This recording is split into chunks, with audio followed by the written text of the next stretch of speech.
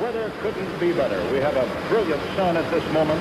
The wind has diminished considerably, and it has turned into a comfortable situation for the hundreds of people who came here to Dallas Love Field to witness the arrival of the President and his First Lady. Here is the presidential jet, U.S. Air Force number 1, printed on the side, and the crowd begins its cheer, which you can't hear over the whistle and hum of the jet. On November 21st, 1963, John Fitzgerald Kennedy, 35th President of the United States, flew to Texas on a mission to cement relations within the state's Democratic Party and to raise political support from Texas voters for the upcoming 1964 election. Even though Lyndon Johnson, a Texan, was his vice president, the Texas vote was by no means assured to John Kennedy. On Friday, November 22nd at 11:22 a.m. Central Standard Time, Air Force One, carrying the president, left Carswell Air Force Base in Fort Worth with a 13-minute flight to Love Field in Dallas. Handkerchiefs are being waved, the placards are being held high, and hundreds of tiny American flags are now being waved toward the presidential jet. The reception line is formed, and there is Mrs. Kennedy, the First Lady, stepping from the plane, wearing a bright pink suit with a dark fur collar and a matching pink hat, and the President, wearing a dark suit, steps off directly behind. Mrs. Kennedy has been presented her bouquet of brilliant red roses, and they make a lovely contrast to the bright pink suit she is wearing. The weather couldn't be better. We have a brilliant sun at this moment, and here comes the President now.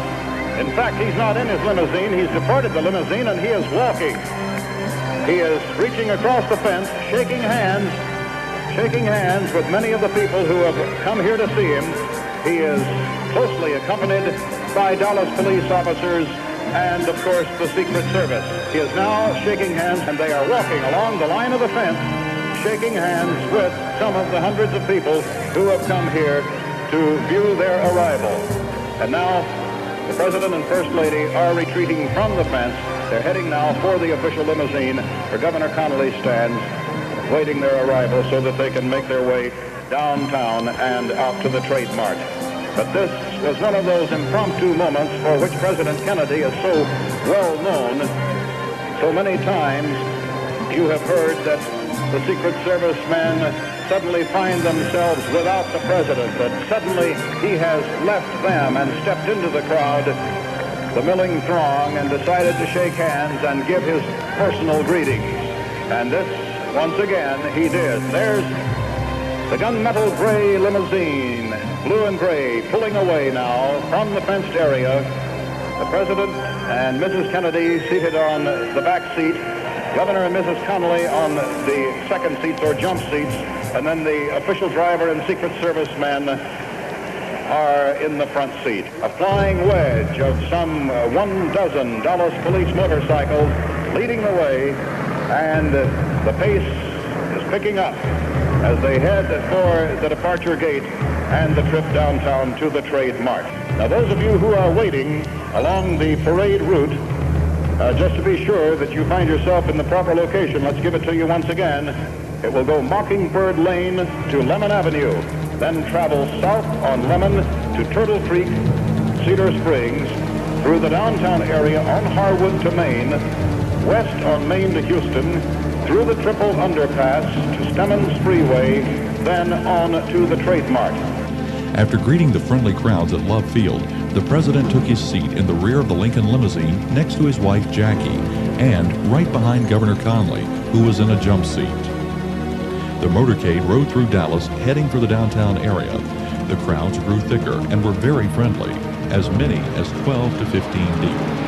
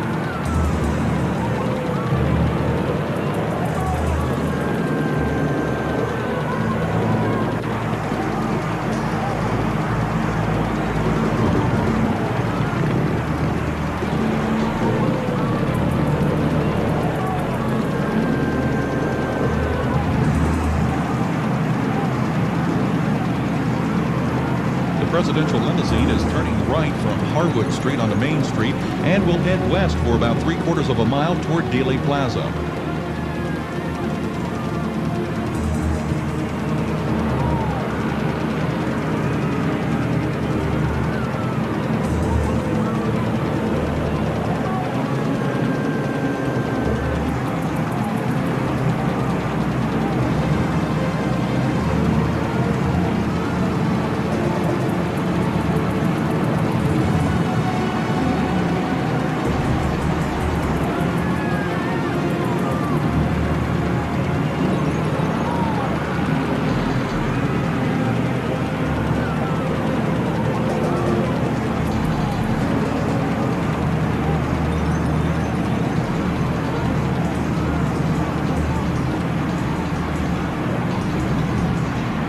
Motorcade is now turning onto Houston Street, heading for the corner of Elm Street, and the crowds are just beginning to thin out.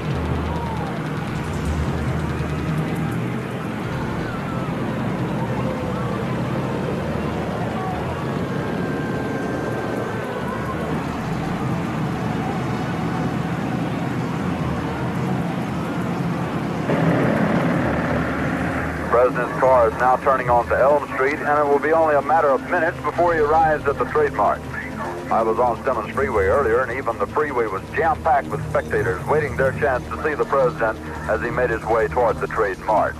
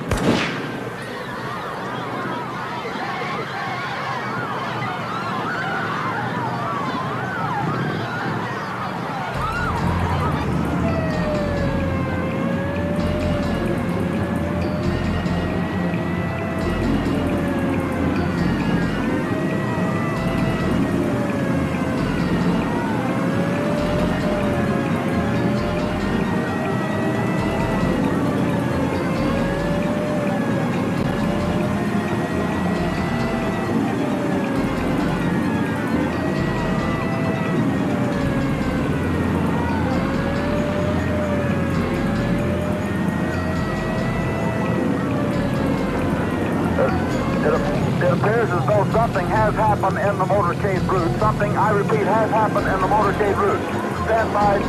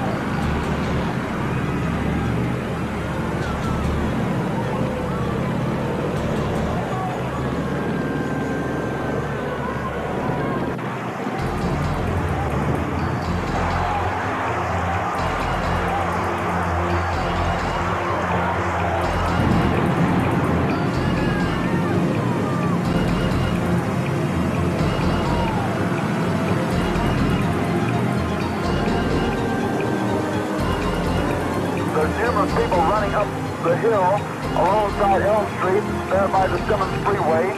Several police officers are rushing up the hill at this time. Stand by.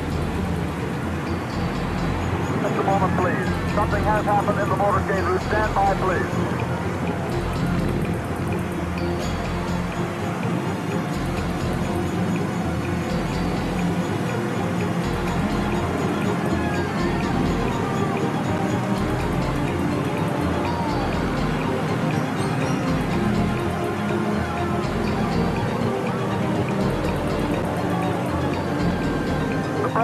car is now going past me. The limousine is now traveling at a very high rate of speed. Secret Service men standing up in the limousine. They are armed with submachine guns. It appears as though someone in the limousine might have been hit by the gunfire. Parkland Hospital, there has been a shooting. Parkland Hospital has been advised to stand by for a severe gunshot wound. I repeat, a shooting in the motorcade in the downtown area. Parkland Hospital has been advised to stand by for a severe gunshot wound. The presidential car coming up now. We know it's the presidential car. You can see Mrs. Kennedy's pink suit. There's a Secret Service man, spread eagle, over the top of the car. We understand Governor and Mrs. Connolly are in the car with President and Mrs. Kennedy. We can't see who has been hit, if anybody's been hit, but apparently something is wrong here. Something is terribly wrong. I'm in behind the motorcade, trying to follow them. It looks as though they're going to Parkland Hospital. We're on the road to Parkland at this time. The Secret Service man is still spread eagle over whoever is in the car, the President and Mrs. Kennedy, and as we understand, Governor and Mrs. Connolly. At this point, it looks as though it could have been one or two or even all of the people within the car may have been the victims, may have been struck by shots. We don't know.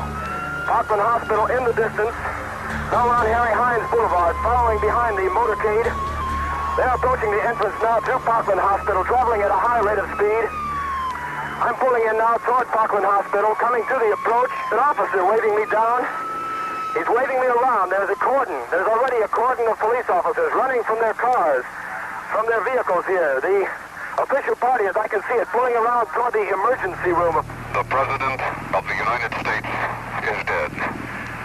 I have just talked to Father Oscar Hubert of the Holy Trinity Catholic Church. He and another priest tell me that the pair of men have just administered the last rites of the Catholic Church to President Kennedy. I asked the father, is Mr. Kennedy dead? And his quote, he's dead all right. And just a few seconds ago, I talked to Thurman Ward, the Justice of the Peace of Garland. He's now here at the hospital to apparently officially declare that the Chief Executive of the United States has expired. President Kennedy has been assassinated. It's official now. The President is dead. Women here in shock, some have fainted. Grown men, Secret Service men standing by the emergency room, tears streaming down their face. There's only one word to describe the picture here, and that's grief, and much of it. It's official, as of just a few moments ago. The President of the United States is dead. President John F. Kennedy died at approximately 1 o'clock Central Standard Time today here in Dallas. He died of a gunshot wound in the brain. Dr. Berkeley told me it's a simple matter, Tom, of a bullet right through the head.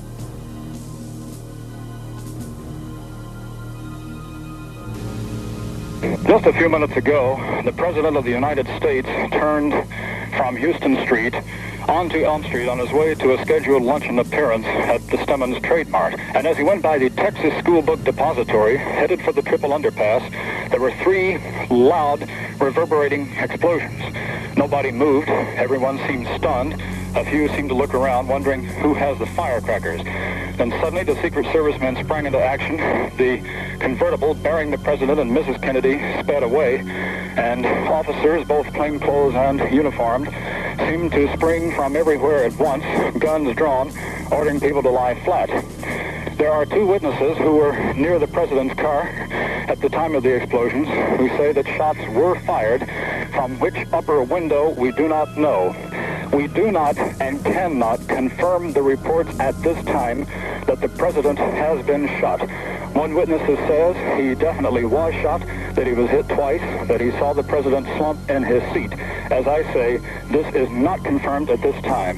From where I am, the police have 2 witnesses. They are bringing them in now. I'm in the Texas School Book Depository building. They're bringing some witnesses in now. We will try to learn further and relay word to the station. Mobile News Unit number 4 here at the Texas School Book Depository, where the area being completely roped off by Dallas Police, the K-9 units here at the scene.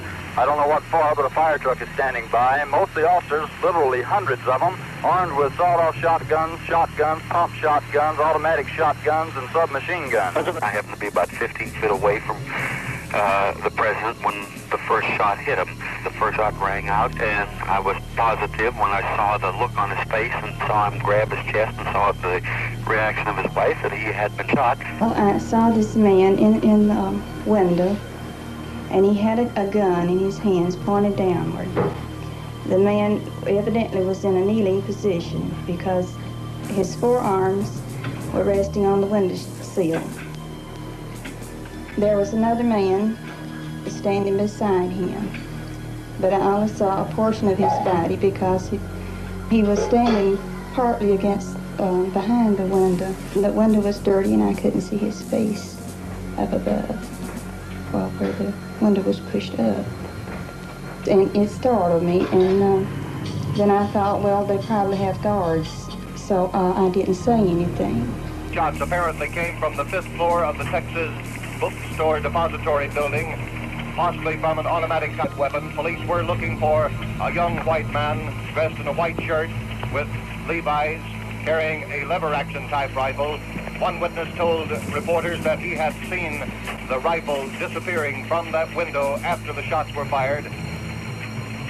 Senator Ralph Yarborough told a KBOX reporter that he was riding 3 cars behind the president's car when he heard distinct rifle shots. The motorcade then increased in speed, running to Parkland Hospital. Information is still sketchy at this time. We have just talked with 2 eyewitnesses, a man and his wife, who were standing near the president's motorcade.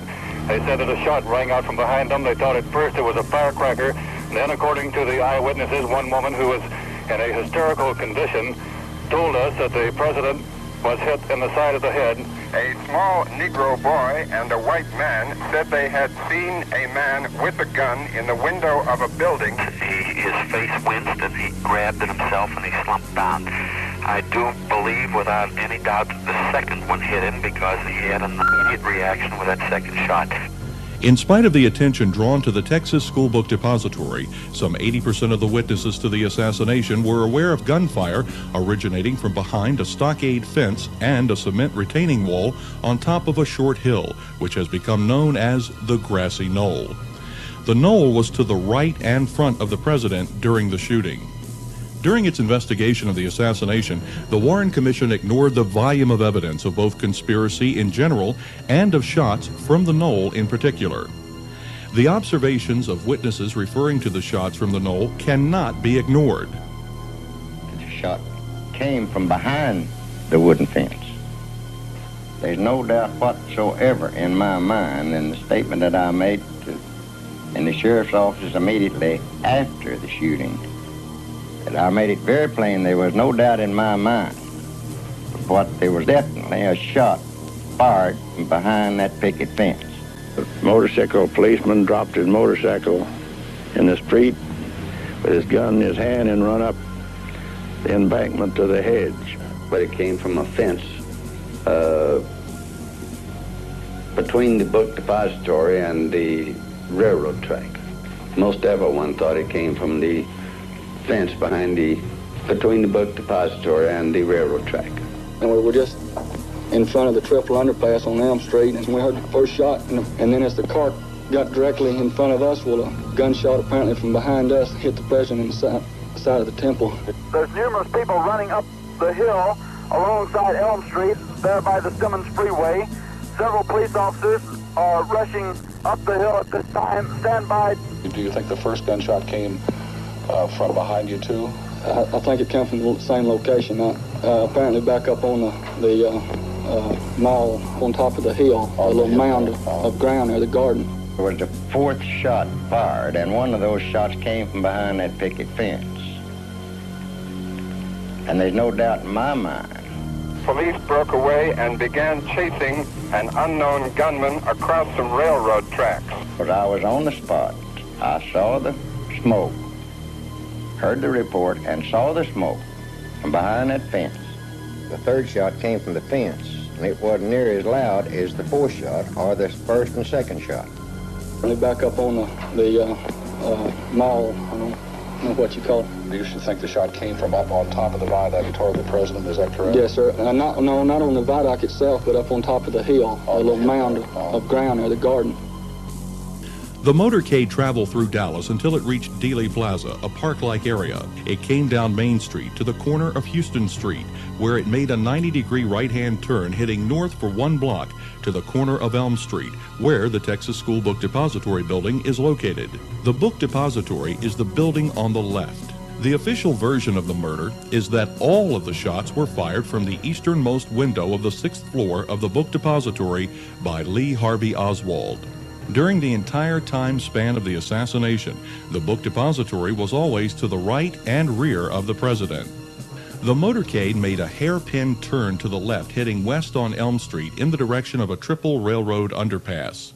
As the president's car starts into the turn down Elm Street, we see in the background the Texas School Book Depository, and at the top of the screen the easternmost 6th floor window on the right, which would soon erroneously be called the sniper's nest. While the president's car was in this area, several shots were fired. Nearly all of the witnesses in Dealey Plaza were sure that at least one or more shots were fired from the right front of the president, from the grassy knoll. The knoll is a short hill on the north side of Dealey Plaza. At the top of the knoll is a wooden stockade fence. Behind the fence is a parking lot and a railroad yard. After the shooting, over 100 witnesses in the plaza, including several policemen, ran up the knoll chasing a man they felt was an assassin. At the western end of Dealey Plaza and the left of the grassy knoll is the Triple Railroad Underpass. During the shooting, President Kennedy was fatally wounded and Governor Conley was severely injured. In addition, a bystander by the name of James Tague, who was standing next to a support for the railroad underpass, received a deep scratch on his left cheek as a bullet which missed the president's car struck the south curb of Main Street, causing fragments of bullet material and concrete to fly upward. One of these fragments struck Mr. Tague on the cheek and caused the wound seen here. Because 3 empty bullet shells were found on the 6th floor in the so-called sniper's nest, and because of the maximum time of the shooting as shown in the Zapruder film, the Warren Commission report stated that 3 and only 3 shots were fired, that all of the shots came from the same window on the easternmost end of the Texas School Book Depository on the 6th floor, and that all of the shots were fired from the same weapon, a Mannlicher Carcano rifle. The commission concluded that either the first or the second shot struck the president from behind. They hypothesized that the bullet passed through his body and went on to strike Governor Conley in the back. The bullet then went through the governor, exiting his chest, flew on to strike his right wrist, and eventually buried itself in his left thigh. This has become known as the single or magic bullet theory. 2 days after the assassination, Time Incorporated Life magazine bought the original film that Abraham Zapruder took of the assassination. This is the opening sequence of the film. The president is now looking to his left and waving to the crowd. Then, something occurred that caught the attention of both President Kennedy and Governor Conley. The first shot was fired at exactly this point. There is a splice in the film at this very crucial moment. Just prior to the splice, the president was still looking to his left. Immediately after the splice, he's turned his head 90 degrees and was now looking toward the grassy knoll, and he stopped waving. The president was startled by the sound of the shot. Governor Conley, according to his testimony, immediately realized that the sound was a gunshot. He started to turn to his right, exactly as he has testified. All of this happened at the time of the first splice. There were 2 frames removed at this splice, frames 155 and 156 of the film. Those frames were removed at the point where you can see the president physically turning his head. This sequence, containing the missing frames, is from a rare and unreleased intact copy of the Zapruder film, which was made before the original film was damaged by Life magazine. This is what the government and the Warren Commission did not want us to see.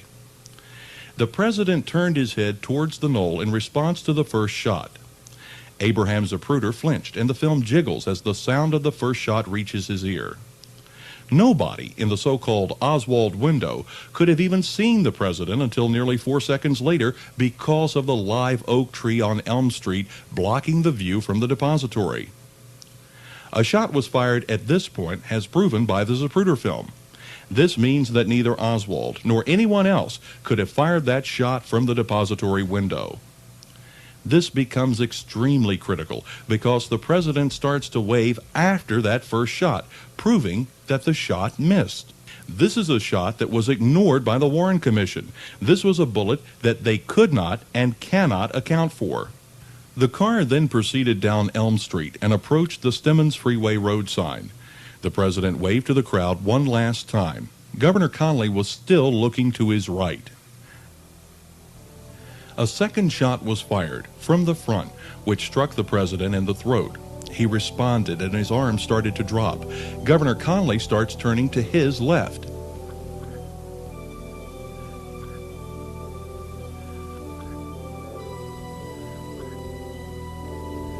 Upon emerging from behind the road sign, the president already displayed distress. Governor Connally did not show any distress until just after he emerged.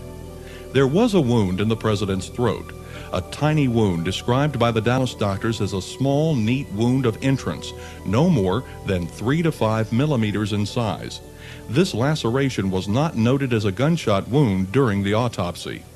At the start of the life-saving efforts in Parkland Hospital in Dallas, Dr. Malcolm Perry utilized the existing bullet wound in the president's throat and added a small 3/4 inch horizontal slit through the bullet wound in order to insert a tracheal tube. This operation is called a tracheostomy. However, by the time the autopsy began, that small, neat wound of entrance became a gaping wound, nearly 20 times its original size, as shown here.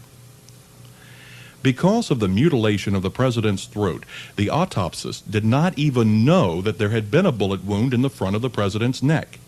It was not until the morning after the autopsy was completed that Dr. Humes, one of the autopsists, spoke by phone to Dr. Perry in Dallas and learned for the first time that there had been a bullet wound in the president's throat. This notation was written by Dr. Humes as he spoke to Dr. Perry. By this time, the president's body had already been prepared for burial and could not be retrieved for further study.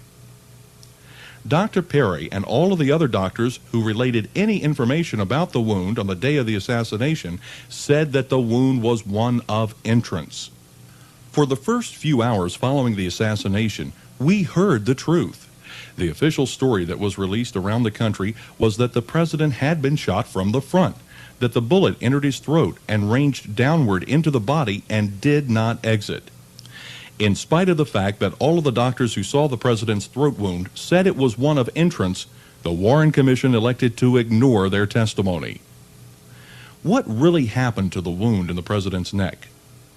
When the body left Dallas, the wound was a small, neat wound of entrance with a 3/4 inch horizontal slit through it. At the beginning of the autopsy, however, it was a large gaping wound. Where did the enlargement happen, and who did it?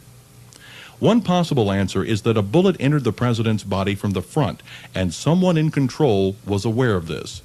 The bullet would then have to be removed before the official autopsy x-rays were taken. If a bullet were discovered coming from the front, it would destroy the predetermined myth of a lone assassin. And now, 2 full seconds after the president has been struck in the throat, Governor Connally emerged from behind the road sign. He continued his turn toward the left, and a third shot was fired. The governor was struck in the back by the right armpit. His jacket is pushed forward on the right side, and he is pivoted to the left in his seat. The broad-brimmed hat in his hand flipped as his shoulder was pushed forward. His shoulder buckled, his cheeks puffed out, his hair became disheveled. He then fell back into his wife's arms. Watch again as we see that Governor Connally is hit at this point. He reacts and falls back, losing consciousness into Mrs. Connally's arms. Notice the pool of blood growing on the rear of his jacket, showing the point of entry on the governor's back. This is the point where the bullet entered, by the right armpit, knocking out a 3-inch section of the 5th rib, causing secondary missiles of bone to penetrate Governor Connally's right lung, flattening it. The bullet then exited from the right side of the governor's chest. According to the single bullet theory, the bullet allegedly went on to hit Governor Connally in the right wrist. exited the wrist and changed direction to bury itself in his left thigh just above his left knee. A rifle was placed in evidence. It was allegedly found in the depository. When tested, it was found to require a minimum of 2.3 seconds to fire the weapon twice. That is, to pull the trigger, work the bolt, and fire a second shot. This doesn't even allow time for aiming. A live oak tree stands on Elm Street between the alleged sniper's nest and the position of the president's car. It was established by the FBI and the Warren Commission that a first shot could not be fired from the, quote, Oswald window, end quote, until Zapruder film frame 210, which occurred while much of the president was hidden from view to the Zapruder camera by the road sign on Elm Street. When President Kennedy reappeared from behind the road sign, he was already hit and has responded to it. For the shot to have come from the so-called Oswald window, the president would have had to have been hit somewhere between Zapruder film frames 210 and 224. The Zapruder film shows Governor Connally hit at frame 224. This would mean that if all the shots had come from the so-called Oswald window, there was a maximum of only 14 Zapruder frames between the first possible shot at frame 210 and the Connally hit at frame 224. This allows a maximum of 3/4 of a second for these two shots. The Mannlicher Carcano rifle, which was alleged by the government to be the murder weapon, required an absolute minimum of 2.5 times that long, 2.3 seconds, to fire two shots. There simply wasn't enough time for more than one shot within the given time frame. The Warren Commission considered this to be a major problem. If the Zapruder film showed that there was more than one shot in less than 2.3 seconds at any point in the film, then there had to be more than one gunman. They knew that to be an unavoidable truth. When the Zapruder film showed that Governor Connally was clearly and undeniably hit in far less than 2.3 seconds, the commission had to fudge an excuse to explain it. They did. An assistant counsel, Arlen Specter, came up with a fairy tale that Mother Goose would have rejected, the single bullet theory. Then President Kennedy was struck again, this time from behind and thrown downward and forward, violently, in a matter of only a few frames. There are mysteries relating to the location and the nature of the wound in the president's back. There is a bullet hole in his jacket at the point of entry, more than 5 inches below the shoulder line. The president's shirt also has a bullet entrance hole at that point. His death certificate states, a second wound occurred in the posterior back at about the level of the 3rd thoracic vertebra. This, too, is a minimum of 5 inches below the shoulder line. This death certificate was signed by the president's personal physician, Dr. George Berkeley. Note that the entrance wound in the back is approximately 5 to 6 inches lower than the wound in the front of the throat.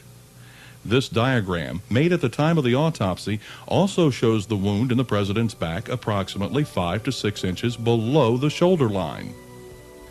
This autopsy photograph of the president's back shows 2 artifacts that are possible points of entry.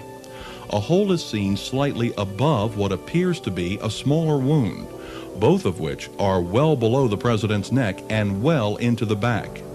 Neither of these would correspond with the Warren Commission's version, which shows a bullet wound in the back of the president's neck 5 inches or more higher than the wound appears in the autopsy photographs. The higher of the 2 artifacts in the official autopsy photograph is what the House Assassinations Committee in 1979 said was the rear entrance wound on the president. The problem is that it's 4 times the size of a Mannlicher Carcano entry wound. Indeed, it's 4 times the size of the wound that was measured and noted by the doctors during the autopsy. However, the lower artifact measures 4 by 7 millimeters, the exact size and position mentioned by Dr. Humes in the autopsy report. There is an abrasion collar or swelling around the lower artifact, which is indicative of an entrance wound. No such swelling is seen around the upper artifact. The House Assassinations Committee made the decision to suppress the autopsy photographs. Instead, they hired an artist named Ida Docks to draw medical illustrations based on those photographs. However, When Ms. Knox drew the picture of the president's back, the lower artifact was eliminated. All the House committee published was the illustration showing the higher artifact, which is still far below the president's neck, but higher than the probable entrance wound, which is the lower of the two. 15 years earlier, in 1964, the Warren Commission had also elected not to publish the autopsy photographs, choosing instead to hire a Navy medical illustrator, H.A. Rydberg, to draw medical illustrations of the alleged wounds to the president. Two of the autopsists, Dr. James J. Humes and J. Thornton Boswell, told Mr. Rydberg that the rear entry wound was in the president's neck instead of his back. Mr. Rydberg was not allowed to view the autopsy photographs or the x-rays. He was told where to place the wounds. This amounted to what can be called verbal plastic surgery. In the Warren Commission's medical illustrations of the rear of President Kennedy, notice no wound is shown in the president's back, but has been placed in the back of his neck. Compare this now to the official autopsy photograph that purports to show the same wound. The wound was actually more than 5 inches lower than the point where the Warren Commission placed it in their illustration. Overlaying the two pictures, we see the degree of deception perpetrated by the Warren Commission and exactly how far up they moved the wound in the president's back to make the wound match the single bullet theory. Moving the alleged location of the wound upward from the president's back to the rear of his neck allows the description of a downward trajectory from the 6th floor of the book depository to pass through the president. With the wound 6 inches below the rear of the neck, as it actually was, you could not have an exit wound as high as the front of the president's throat. An exit wound from the depository would be approximately 10 to 12 inches down in the left side of the president's chest if the bullet had exited at all. According to one of the autopsists, Dr. Pierre Fink, he and the other two autopsists, all military personnel, were ordered by an admiral present in the autopsy room not to probe or track the wound in the president's back. As shown a few moments ago, when the president reappears from behind the Stemmons Freeway road sign, he is already responding to the throat wound. Again, we see the president reacting to the bullet that struck him in the back. We see him pushed several inches forward and downward in less than a half second. Beyond the problem of the time lapse between the points where the president and Governor Connally were hit, there are two more major problems with the single bullet theory. The first problem is that a bullet heading downward from the 6th floor of the book depository, striking the president more than 5 inches below the shoulder line, simply could not have exited the front of his throat at a point approximately 5 inches higher than the point of entrance. It could not have happened. The second problem with the single bullet theory is that the bullet would have been traveling on a right to left trajectory and would have missed Governor Connally completely. The impossibility of that bullet going on to hit Governor Connally, which is the single bullet theory, is seen quite clearly in this diagram. The trajectory of the single bullet theory has problems both horizontally and vertically. Neither can be resolved following the official fiction. Upon examination, this is the Warren Commission's single bullet theory. Lee Harvey Oswald allegedly fired his Mannlicher Carcano rifle from the 6th floor of the Texas School Book Depository. The bullet allegedly struck the president in the back of the neck, leaving an entrance wound more than 5 inches below the point of impact. The bullet then supposedly passed downward through the president's neck, exited the front of the neck at a point 5 inches higher than the entry point, heading upward, leaving a small, neat wound of entrance as it exited. The bullet then traveled on, stopped, waited in midair for 1.6 seconds, headed upward and to the right, turned downward and to the left, striking Governor Connally in the back by the right armpit, pulverizing a 3-inch section of his 5th rib, causing secondary missiles of bone to puncture and flatten his right lung, nearly killing him. The bullet then continued on through the governor's body, exited the right side of his chest just below the right nipple, once again heading right to left. The bullet then supposedly made a right-hand turn, heading toward the grassy knoll, striking the governor's right wrist, severely fracturing the distal end of the radius bone, severing the tendon to his right thumb. The bullet would then have had to make a sharp U-turn to bury itself in Governor Connally's left thigh. The Warren Commission knew beyond any doubt that the entrance wound was in the president's back. To convince the public that the single bullet theory was fact instead of fiction, in their illustration, they arbitrarily moved the wound up by more than 5 full inches to the back of the president's neck to visually allow a downward rear-to-front trajectory through the president's body and permitting the concept of an exit through the throat. During the government's recreation of the assassination, the stand-ins for President Kennedy and Governor Conley were both marked in the back where the bullets entered, proving the government was aware of the points of entry in both men. If a line is drawn between the 2 points of entry, it's obvious that a bullet could not pass through the president's throat. There is no explanation for this wound, except that a separate shot from a second gun that was fired from the front struck the president. The president had already been hit while hidden by the roadside and had responded before Governor Conley was struck in the back. The governor's right shoulder drops at this point. The response is obvious. The transfer of momentum of the bullet made the governor react. This was when Governor Conley himself said he was hit. Unquestionably, when the first shot was fired, I recognized it as a shot. I thought of nothing else but that it was a rifle shot. I turned to my right. I had time to think. I had time to react. And I turned to my right to look back over my right shoulder to see if I could see anything unusual, and particularly to see if I could catch the president out of the corner of my eye, because I immediately thought of an assassination attempt the moment I heard the shot. I didn't see anything except just the general blur of waving, of people moving, but nothing really unusual. I did not see the president out of the corner of my eye, and I was in the process of turning back to look over my left shoulder, and had about come to the point where I was looking straight forward again when I felt the impact of the bullet that hit me, which entered the right posterior chest, close to the shoulder blade, and coursed downward along the chest wall, taking out and fragmenting a portion of the 5th rib on the right. I am convinced beyond any question of a doubt that the first shot that was fired did not hit me. Then I was hit. I have no memory, no recollection of the sound of the shot that hit me. And beyond any question of a doubt, the third shot did not hit me. The bullet coming from the 6th floor of the Texas Book Depository,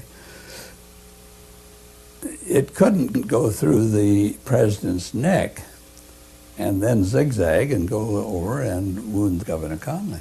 And I don't believe that that bullet could have caused all of the damage that was caused in the chest of Governor Conley.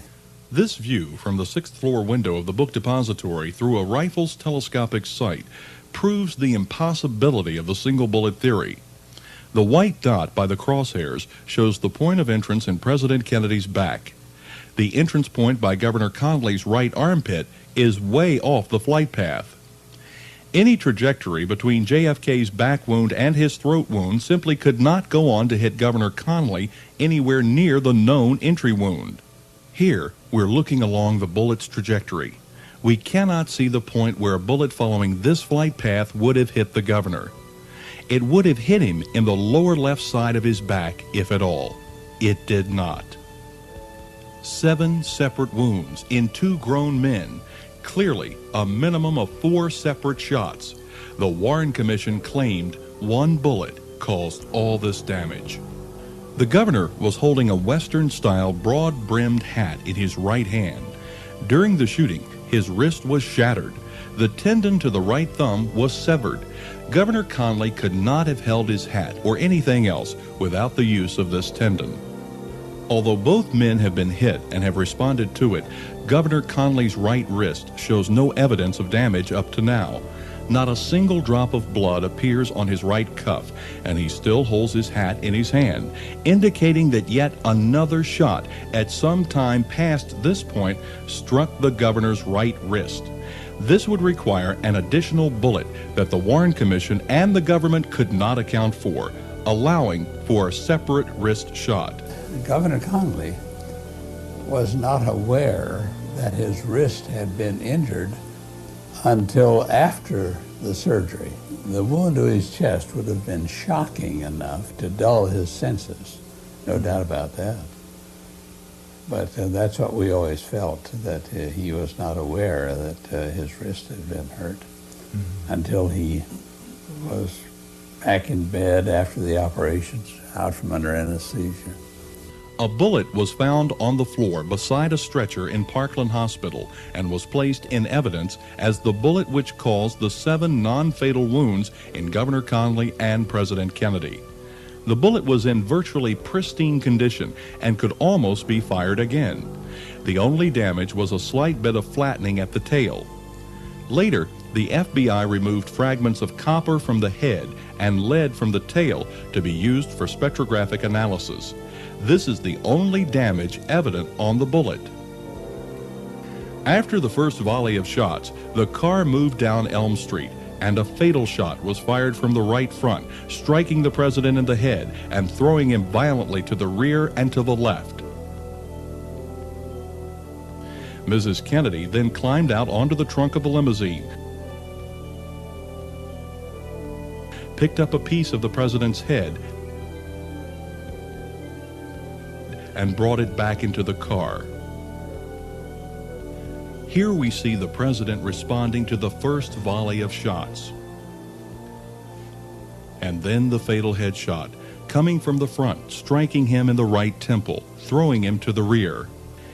In micro-study, we see the president thrown violently to the rear. The damage to the top, right, and rear of his head is quite evident. The skull flap, which was pushed downward and forward in front of the right ear, came from the top and right side of the head and is very plainly seen in the Zapruder film. The exit wound, this volcano shape in the back of the head, is obvious. This is the angle of the president's head at the moment of the headshot. Given the alleged location of the wound in the rear of his head and the downward angle from the 6th floor of the book depository, the Warren Commission's artist, H.A. Rydberg, was forced to totally distort the angle of the president's head by moving it forward and downward by approximately 40 degrees to make this shot from the depository plausible. That's on a vertical plane. The problem still remains on the horizontal plane. The bullet traveling from the depository would be traveling on a right to left trajectory. The medical illustration shown by the Warren Commission shows a bullet traveling on a left to right trajectory. The government's own recreation of the crime shows an entrance wound just above the hairline on the rear of the president's head. However, the doctors from Parkland Hospital all described a massive exit wound in the president's head behind the right ear and extending into the occipital area, which is at the extreme rear of the head. There is physical evidence of a shot from the front. Robert Groden, a Warren Commission critic for many years and photo expert for the House Assassinations Committee. At the point of impact on the president, skull, brain, were blown to the rear. Motorcycle policeman to the left rear of the president was splattered with such force and such power, he himself thought he had been hit by a bullet. It was that powerful. A piece of the occipital bone was blown 35 feet to the rear and left of the point of impact. It was recovered by Billy Harper, a witness. Groden believes Jackie Kennedy climbed onto the trunk of the limousine for a reason that is not generally understood. After the president was hit, she was looking at his head. You can see it in the Zapruder film. She was looking right at him as he was struck. She saw a piece of his head blown to the rear onto the trunk of the car. She turns around, climbs onto the trunk, braces herself with her left hand, reaches out, and pulls in a piece of the president's head that was blown to the rear, brings it back into the car, and attempts to hold it back on, to put it together in this panic moment, to try to make it all right somehow. The testimony about what she said was, "They've killed my husband. I have his brains in my hand." The film taken by Orville Nix from the south side of Elm Street confirms what the Zapruder film shows from the north. The impact followed by the rearward motion of the president. Mrs. Kennedy responding and climbing out on the back of the car, picking up a piece of the president's head. She braced herself with her left arm, reached out with her right hand, picked up a piece of the head that had been blown to the rear and had landed on the trunk, and brought it back into the car. Clint Hill, the Secret Service agent who jumped off of the follow-up car, never actually pushed Mrs. Kennedy back into the car. She climbed back in on her own. Dr. Marion Jenkins, one of the doctors who tried to save JFK at Parkland Hospital, encountered Jackie Kennedy in the emergency room. She was, in the first part of it, carrying her hands like this. And on one of her times in, I can't tell you how many times she was in, she nudged me with her elbow and handed me what she had in her hand. It was part of his brain. In her own testimony before the Warren Commission, which was suppressed and not released until 1972 Freedom of Information Act suit, she says, "From the rear, you know, you were trying to hold his hair on and his skull on." She was describing an exit wound in the rear of the president's head. The location of the head wound is key evidence. Since a bullet almost always makes a small wound when it enters and a large wound when it exits, a big wound at the back of JFK's head would indicate a shot from the front, and more than one shooter. Most of the doctors and nurses who treated the president at Parkland did see a large wound at the rear of the head. Dr. Robert McClelland. It was in the right back part of the head, very large. Nurse Audrey Bell. No, there was a massive wound at the back of his head. Dr. Charles Carrico. There was quite a large defect about here on his skull. Dr. Ronald Jones. Well, my impression was that there was a wound in this area of the head, right in this area. Dr. Paul Peters. Right about there is where I thought the hole was. Occipital-parietal. Dr. Kenneth Salyer. Into the temporal parietal, back into the parietal area, this is the parietal bone right here, and this wound extended into the parietal area. Dr. Charles Crenshaw.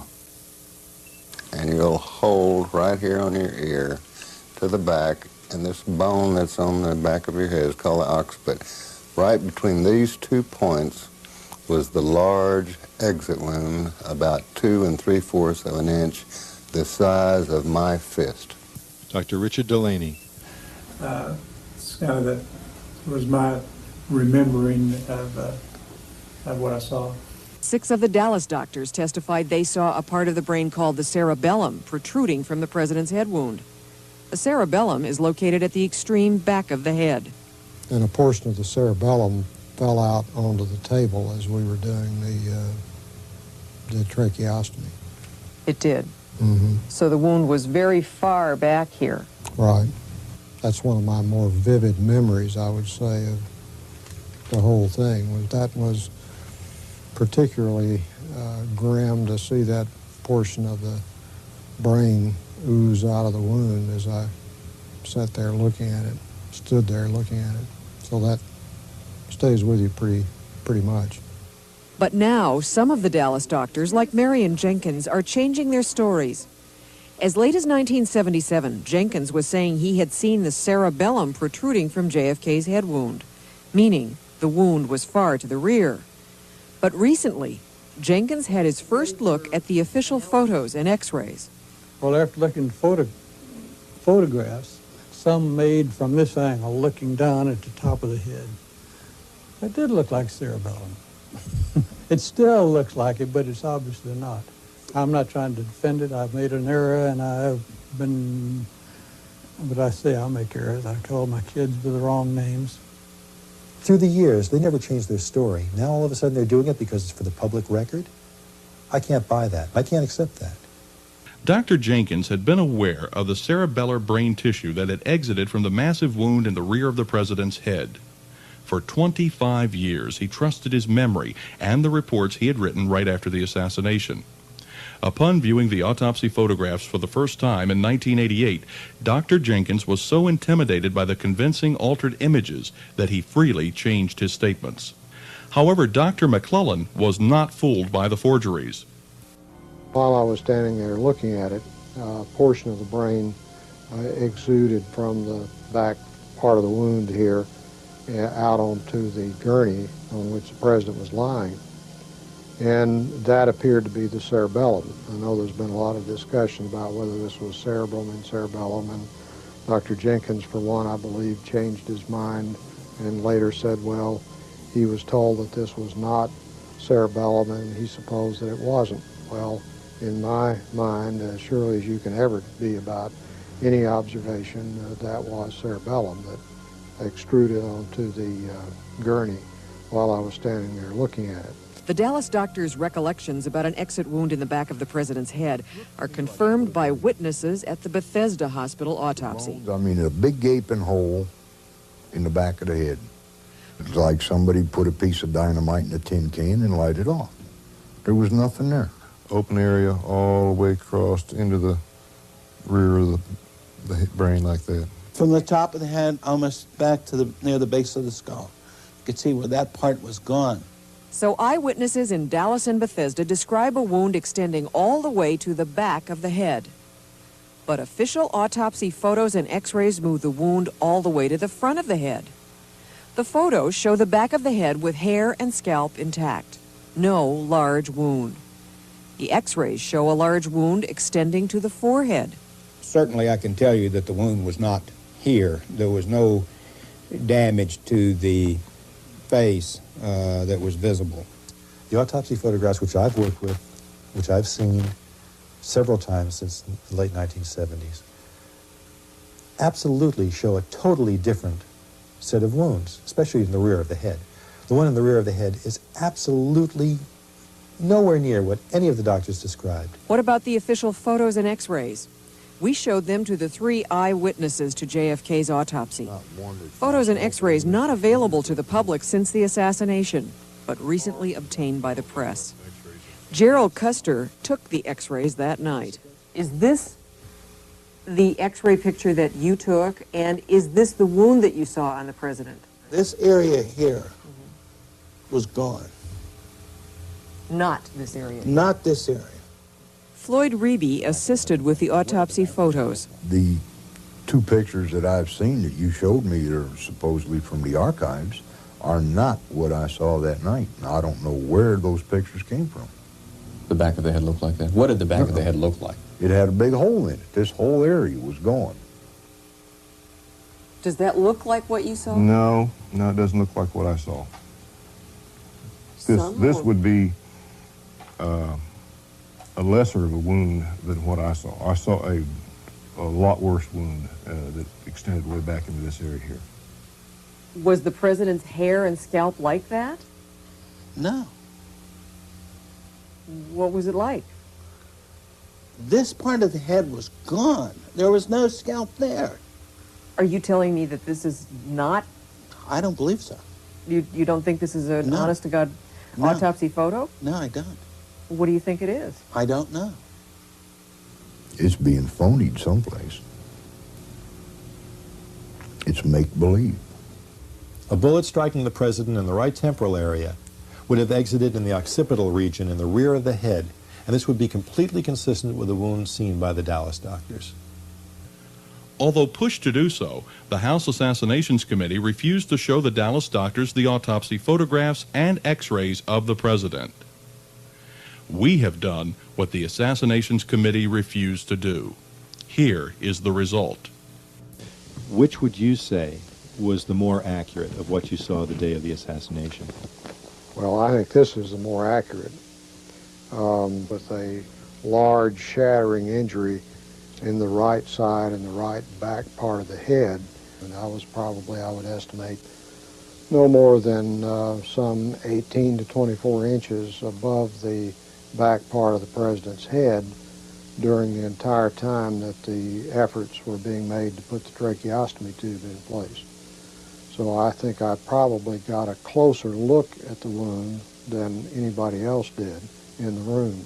And I was simply standing there with nothing to do but hold the retractor, so I was not preoccupied with anything else, but simply was looking directly down in the wound for a long period of time. I'd say probably 10 to 15 minutes at least.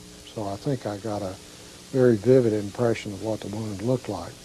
There was a large gaping wound in the right back part of the head, and this is the drawing that I had made for Josiah Thompson's book.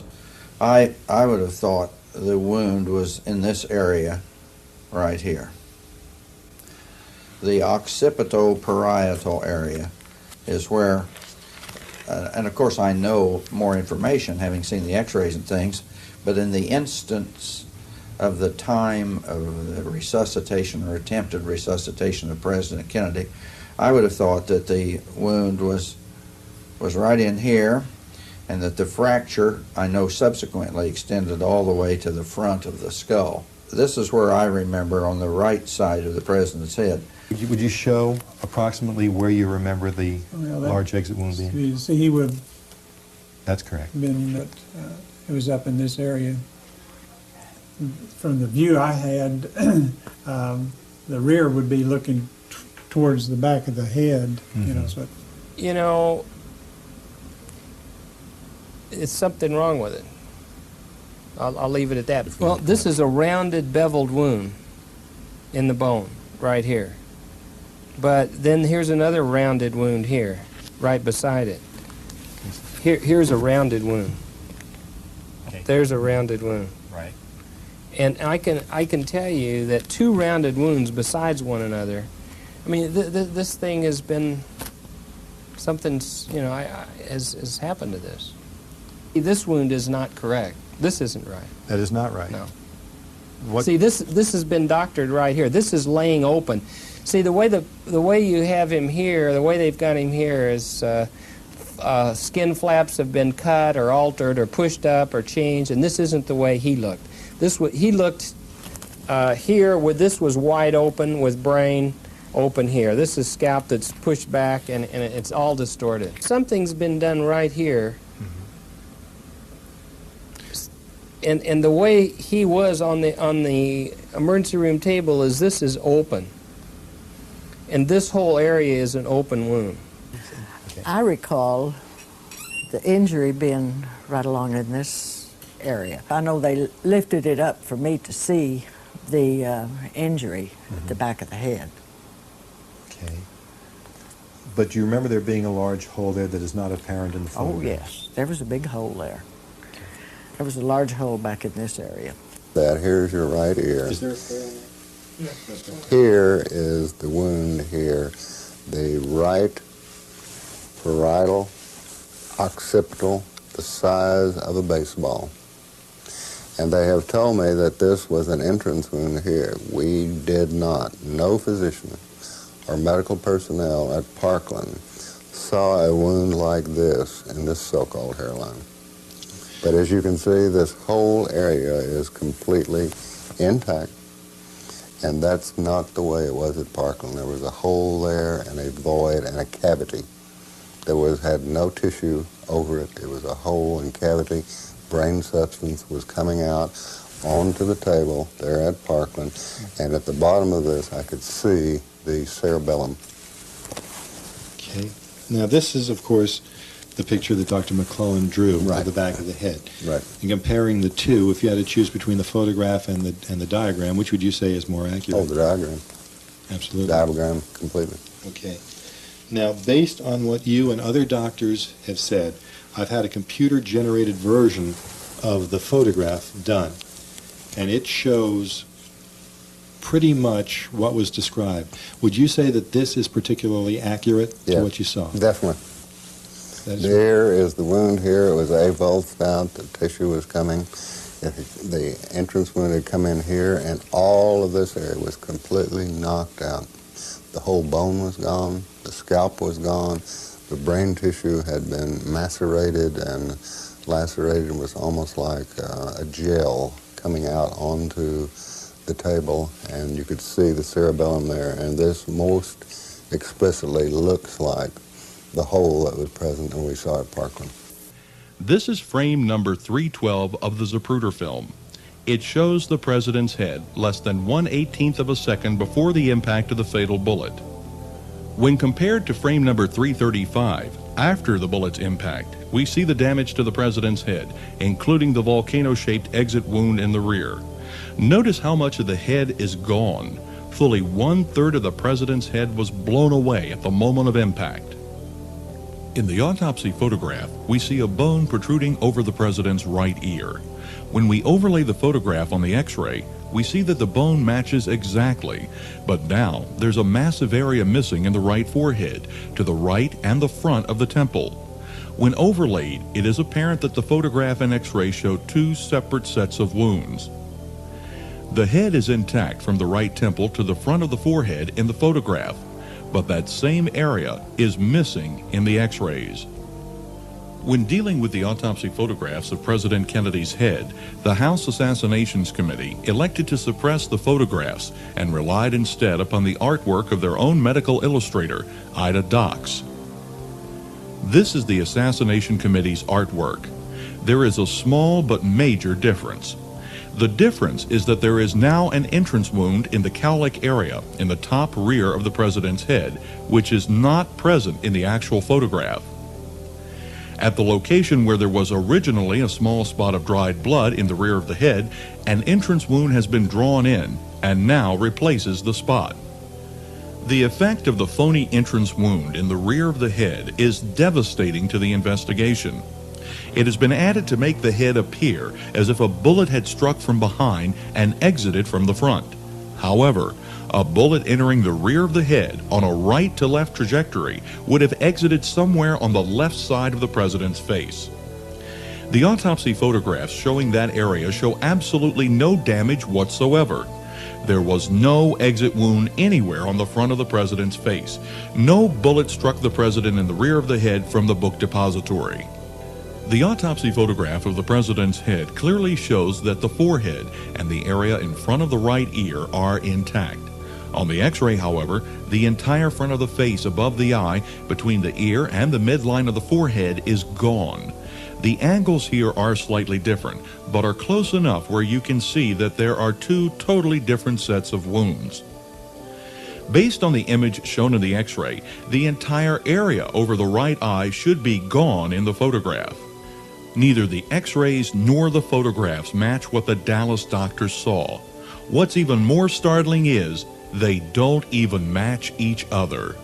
When we showed the autopsy photographs to the Dallas doctors and other witnesses who saw the body, every single one of them said that the area within this circle was gone, blasted away. There was nothing left. The autopsy photographs presented by the government show the rear of the head to be totally intact. This cannot be. The defenders of the Warren Commission dare to tell us that every single one of the doctors and all of the other witnesses who described the exit wound in the rear of the head are simply wrong. The doctors and the other witnesses were there. The Warren Commission defenders were not. The arrogance with which the Warren Commission defenders present their case in light of the overwhelming evidence of autopsy photograph forgery is intolerable and dishonest.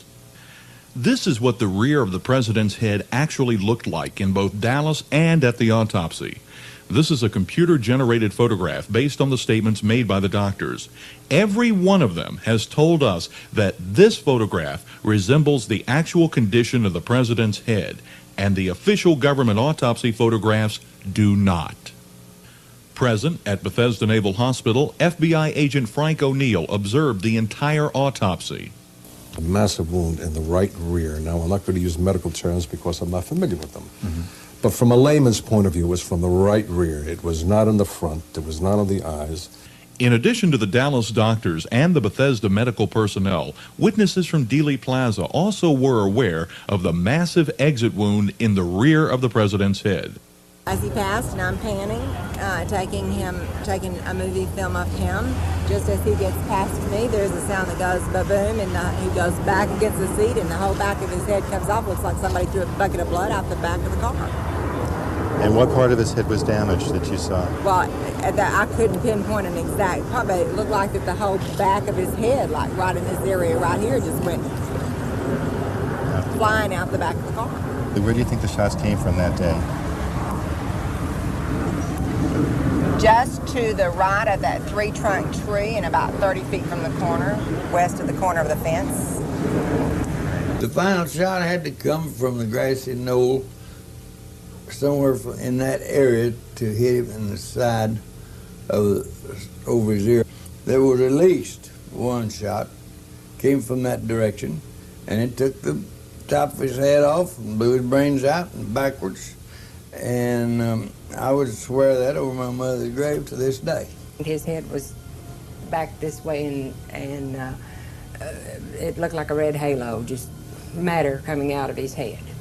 Mary, would you tell us, please, where you think that last shot came from and what the result was? Well, from the results of what I saw, his head exploding. Absolutely, it exploded. I would think that the shot came from behind the picket fence, which borders the top of the grassy knoll. Could you show for the camera where that wound was? This side, like this, and toward the back, and his head was like this. See? When Jackie climbed out on the trunk of the car, when you saw her climb out on the trunk of the car, what was your impression that she was trying to do? I thought she was trying to retrieve part of his scalp. Ed Hoffman, a deaf mute, was standing above the on-ramp to the Stemmons Freeway just outside of Dealey Plaza. He saw into the president's car immediately after the shooting. He parked on Stemmons Freeway just above the on-ramp. He looked down as the president's car passed below him. He looked in and saw Mrs. Kennedy leaning over her husband. He was down and lying forward, with his head in her lap. The rear of his head was gone, blasted outward. Mrs. Kennedy was shaking him, trying to see if he was all right. The rear of his head was gone. The president was lying flat. A Secret Service agent was lying on top, pushing Mrs. Kennedy downward. What I saw was not this. This is not the way the president's head looked. This is not what I saw. It did not look like this. The rear of the head was gone. This was there. This was not.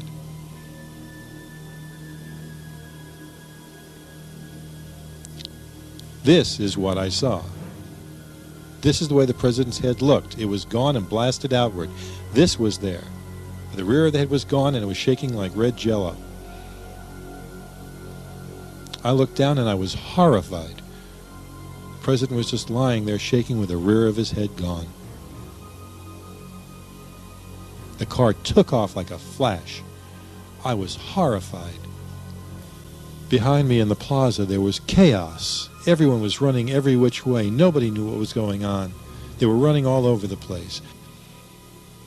This is not the way the president's head looked. This is. Dr. James Humes performed the autopsy and found a peculiar bullet wound in the president's back. The FBI report on the autopsy said the end of the opening made by the bullet could be felt with the finger and, quote, there was no point of exit and the bullet was not in the body, end quote. So at the autopsy, doctors concluded that the bullet that was supposed to have hit both Kennedy and Connolly had not even passed through Kennedy's body. But a few days later, when Dr. Humes handed in his written autopsy report, it stated the bullet had gone through JFK's body, contradicting that report by the FBI.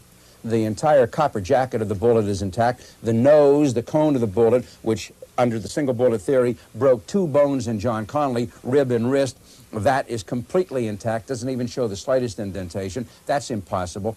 This bullet struck a bone, fired by the FBI into the wrist of a cadaver. And the bullets that broke the wrist of a human cadaver showed tremendous mushrooming, peeling back effect that you expect to find when a bullet impacts against dense bone. For years, Wecht has demanded tests to confirm that a bullet like the single bullet can be fired through bone and remain intact.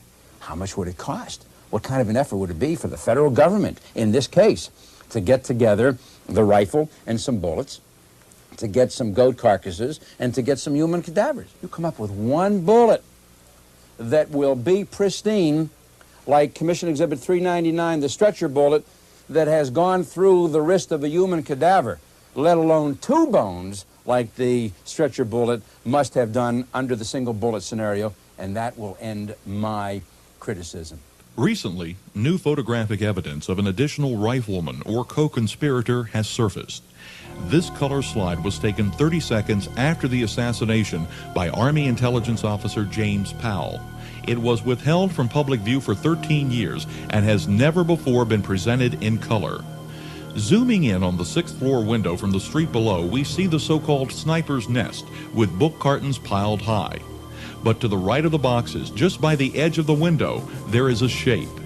The shape is darker than the boxes, with a different texture and different color than the book cartons.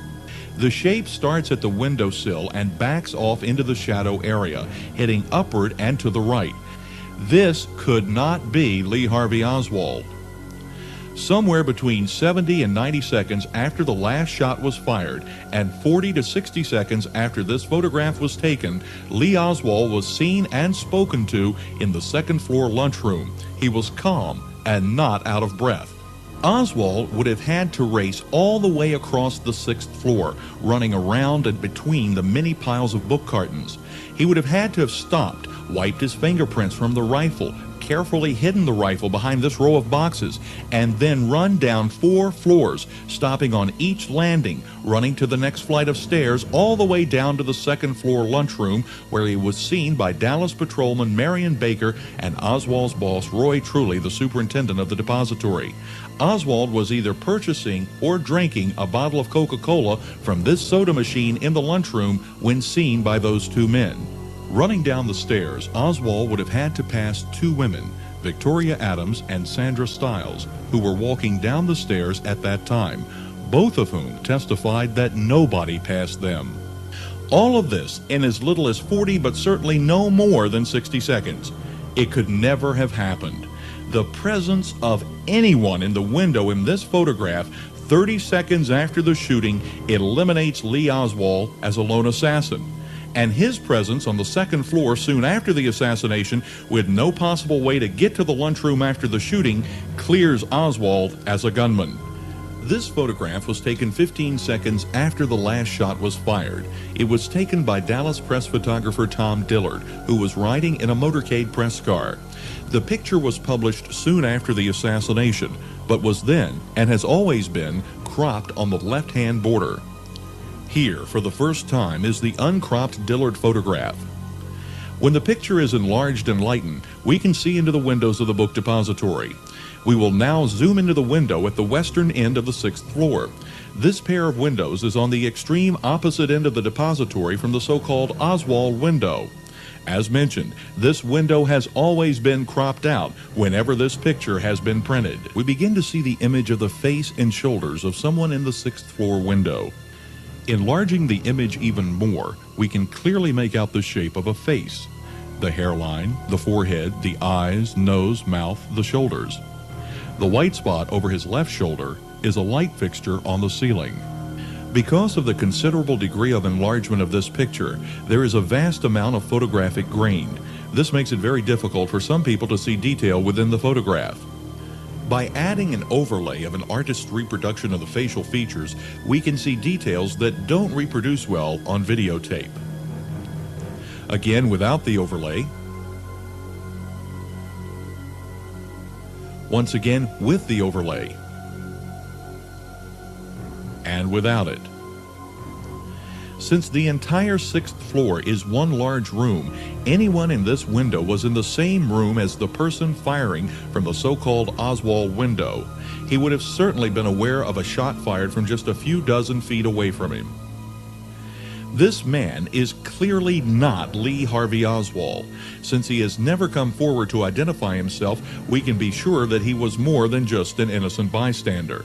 In fact, we may now be looking into the eyes of one of the conspirators and perhaps even one of the assassins. A shot fired from this window would match either of the wounds received by Governor Conley. This would also explain how the governor was hit on such a sharp right-to-left trajectory and such a steep downward angle. The man seems to be heavy-set and appears to have a flat-top crew cut and is wearing a white t-shirt. Over his left shoulder, we can see the light fixture on the ceiling. The lighting fixture is still on the ceiling of the depository to this day. Because of the statements of 80% of the Dealey Plaza witnesses stating that gunfire originated from the knoll, that's where we will start our search for additional gunmen. We've seen a great deal of evidence of a shot striking the president's head from the front, but was there any photographic evidence of a shooter on the grassy knoll? Yes. On the right is the stockade fence on the top of the grassy knoll. The film taken by Orville Nix shows very clearly the rearward motion of the president's head. This was the result of a shot fired from the knoll. The crowd in Dealey Plaza is racing toward the knoll in pursuit of a man that most of them felt was one of the assassins. This is part of the crowd of witnesses that ran up the knoll and ran behind the retaining wall in front of the stockade fence. A television news cameraman filmed this amazing sequence while he was in the crowd and chasing the man up the knoll behind the retaining wall and into the parking lot. More footage of the crowd as it swarms up the knoll, hundreds of people. The crowd ignored the Texas Schoolbook Depository. They all ran toward the knoll. The stockade fence runs on top of the knoll from the overpass on the left to just behind the cement retaining wall on the right. The arrow shows the point where the fence turns abruptly to the north and borders the eastern end of the parking lot and railroad yard. On the right, the light area is the corner of the cement retaining wall. It is behind the retaining wall at the time of the assassination that a mysterious looming figure appears. This man was dubbed the Black Dog Man by the House Assassinations Committee because in the films and photographs in which he appears, he can only be seen from the waist up. Because of his stance, he resembles a black dog atop the wall. In reality, he is standing behind the retaining wall. This photograph taken by Phil Willis shows the grassy knoll in the background with President Kennedy in the middle of the screen. At the end of the retaining wall on the left is the dark figure of the Black Dog Man. Zooming in closer, we see the Black Dog Man in greater detail. Although the picture is blurred, you can still see some of the skin tone of the face of the Black Dog Man. He was wearing a dark brown raincoat. This similar photograph taken by Hugh Betzner also shows the Black Dog Man at the end of the retaining wall. Zooming in, we see more detail. He's looking directly toward the president. Although he appears very clearly in the earlier Willis photograph, the next picture, taken just seconds later, shows that the Black Dog Man has left his position immediately following the last shot. He has run back into the parking lot. This frame from the film taken by Marie Muchmore shows the retaining wall as the president passed by, less than a second before the fatal headshot. The Black Dog Man is visible at the top of the wall. Unfortunately, not much area shows over the wall in the Muchmore film, but enlarging the area over the wall reveals an obvious human shape. Note the skin tone on the left and the metallic reflection on the right. This reflection might be a weapon. The film taken by Orville Nix is one of the two most important films in history. It not only shows the president at the moment of the headshot, but it also shows the grassy knoll and the retaining wall during the shooting. The area behind the retaining wall in the Nix film is in deep shadow. When we zoom in closer and examine the area over the wall and lighten the film, we can see the same shape that we see in the Muchmore film. Here is the only sequence showing the Black Dog Man in motion. The three small light areas over the retaining wall are parts of the Black Dog Man.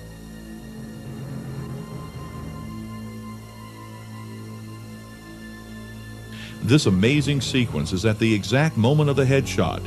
This is the first public release of these optically enhanced sequences. Again in slow motion, notice the flash on the extreme right at the moment of the headshot, at the location of the man's left hand, now.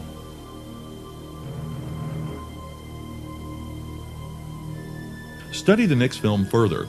When we zoom up to the area over the retaining wall, we can follow the movements of the black dog man at the moment of the fatal headshot, and zooming back from the retaining wall to the motorcade. A high contrast enlargement of Nick's frame number 23 shows that a white piece of the top of the president's skull starts to fly upward just over his head. The high contrast enlargement of frame 24 shows the explosion very clearly. The flash on the knoll corresponds exactly with the head explosion.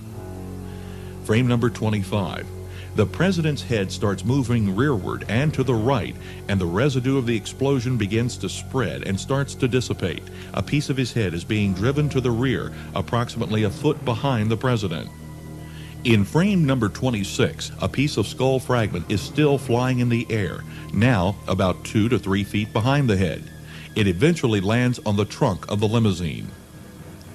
In motion, we see the force of the bullet's impact on President Kennedy's head and how he was driven to the rear.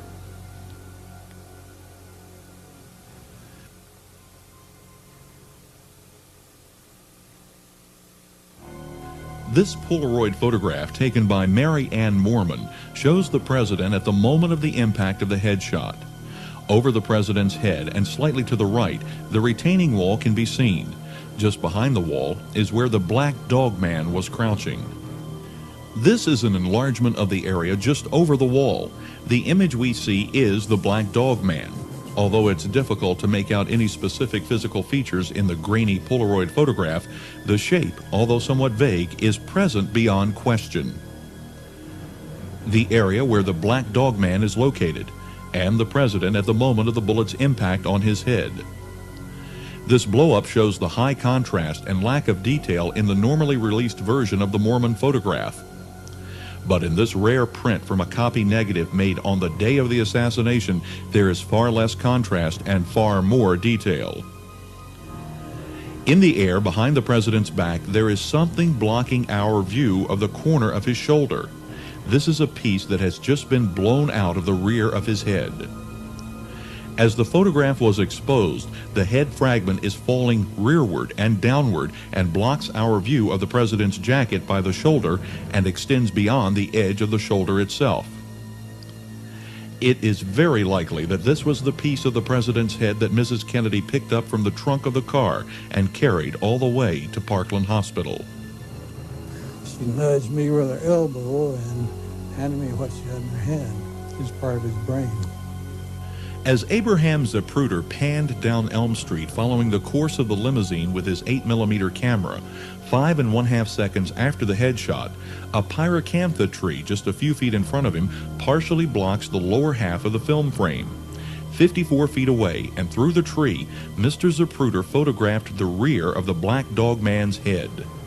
The top of the black dog man's head appears at the lower edge of the film for several frames, the clearest of which is number 413. It appears as if he is wearing a hat or a helmet, but the white areas that create the illusion are the reflection of light on the leaves of the pyracantha tree between the Zapruder camera and the black dog man. This photograph, taken just after the first shot, has an arrow pointing to President Kennedy. On the right is Abraham Zapruder and his secretary, Marilyn Sitzman. Over the road sign is the top of the pyracantha tree directly in front of Mr. Zapruder. These are the leaves of the tree. It is through these leaves that we view the black dog man. The black dog man is not in the tree, but more than 50 feet beyond the tree at the end of the retaining wall. By enlarging this area to full frame, we can observe the back of the head. The skin tone of his right ear is unmistakable.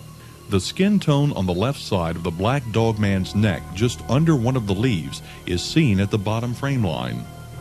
These two white blobs are the sunlight reflected into the camera off the surface of the leaves on the pyracantha tree. The former director of the Rockefeller Commission, David Bellin, has many times stated publicly that the image of the Black Dog Man appears for only one frame in the Zapruder film. Therefore, the Black Dog Man could not really be there. In addition to the 5 other confirming photographic images, he actually appears for several consecutive frames starting well before frame 413. Here he is as the car passes by. Follow him. The car is moving left to right, but the Black Dog Man appears right to left, stationary against the foreground. Frame number 413 is by far the clearest of the frames in this section of the film because of a momentary change in Mr. Zapruder's panning rate. Along with the vast majority of the hundreds of Dealey Plaza witnesses immediately after the shooting, police from the motorcade stopped their motorcycles, dismounted, and ran up the knoll, chasing the man who they felt was an escaping assassin back into the parking lot behind the end of the stockade fence. That man was most probably the Black Dog Man. Police broke away and began chasing an unknown gunman across some railroad tracks. Both Police Chief Jesse Curry and Sheriff Bill Decker, riding in the white car just in front of the president's limousine, were aware of the shots from the grassy knoll.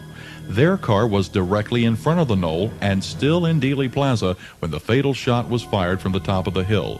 When policeman Joe Marshall Smith and other bystanders reached the knoll, they were confronted by a man, or possibly more than one man, carrying Secret Service credentials, and these several witnesses were sent back down the knoll. For the record, there were no Secret Service agents left in Dealey Plaza. They all stayed with the motorcade and went on to Parkland Hospital. The agents in the plaza had to be imposters. These are the first few people running toward the grassy knoll. Moments after the shots were fired, at the spot where the Black Dog Man had been standing, the only thing remaining was a Coca-Cola bottle on top of the wall, as one of the first witnesses runs behind the retaining wall, chasing the escaping Black Dog Man. In front of the first man is another man who is running so fast he appears blurred. He too is chasing the Black Dog Man. Just to the right of the pyracantha tree, we see the first of the pursuers to arrive atop the knoll. He is standing on top of a short cement pedestal and is looking over the stockade fence into the parking lot. If anyone saw what happened to the Black Dog Man after the shooting, this man did. He was the first to reach the fence. Of these first 3 key witnesses, not one has ever been identified. They were the vanguard of a crowd of hundreds of witnesses to storm the knoll, chasing the Black Dog Man into the parking lot. When they arrived, the Black Dog Man was already gone. All the witnesses encountered were Dallas policemen and imposters claiming to be Secret Service agents, turning the witnesses back. The 6 pieces of photographic evidence prove beyond any question that the Black Dog Man was crouching behind the retaining wall, which was the closest point of cover during the entire assassination. If the Black Dog Man was just an innocent bystander, why did he run away? Why has he not come forward in 3 decades? Could he have fired either or both of the 2 known frontal shots?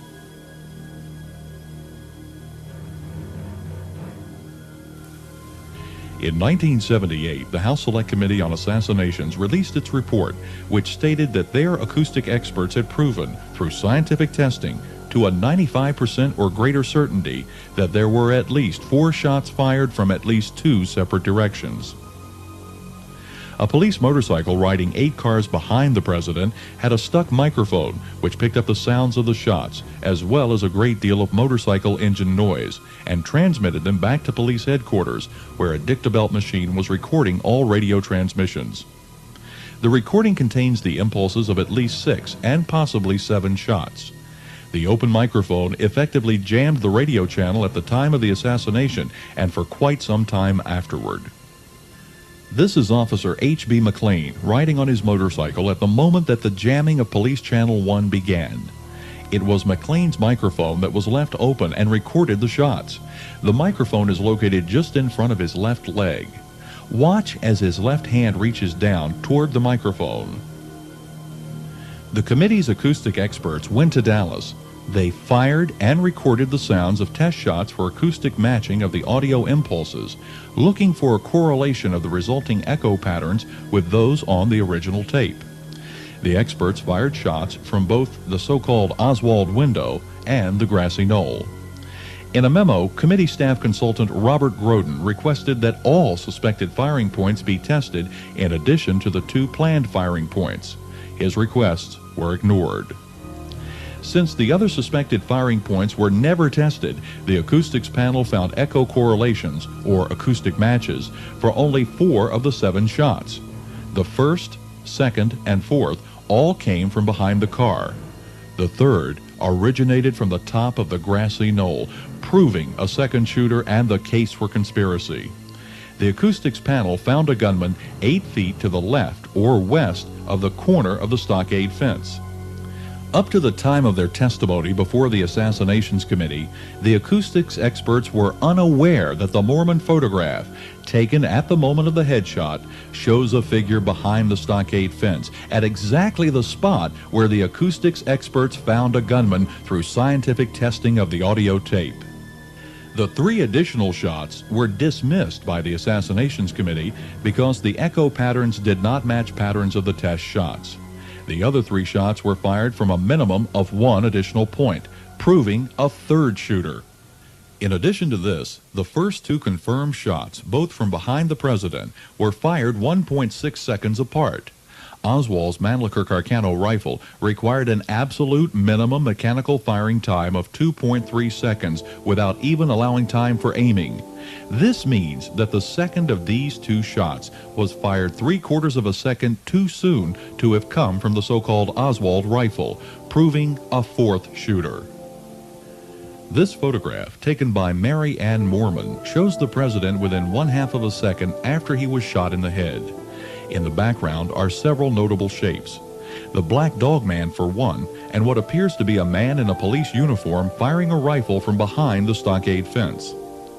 This face was first observed in 1978 by President Jimmy Carter's sister, Ruth Stapleton, when this photograph was shown to her by JFK assassination researcher Robert Groden.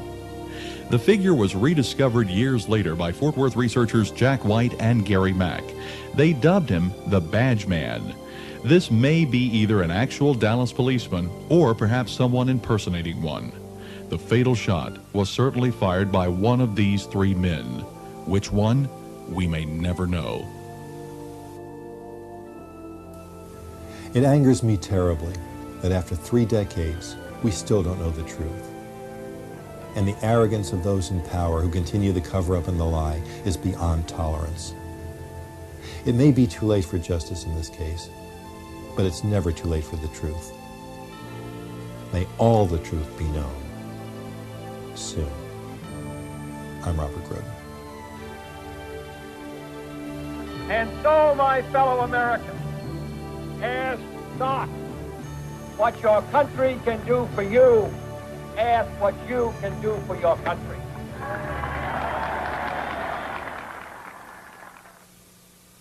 If you're interested in having Robert Groden make a personal appearance to give his audiovisual presentation to your college or other organization, please contact Ed Sherini at New Frontier Productions, Post Office Box 2086, Aston, Pennsylvania 19014. Watch for additional titles coming soon from New Frontier Video.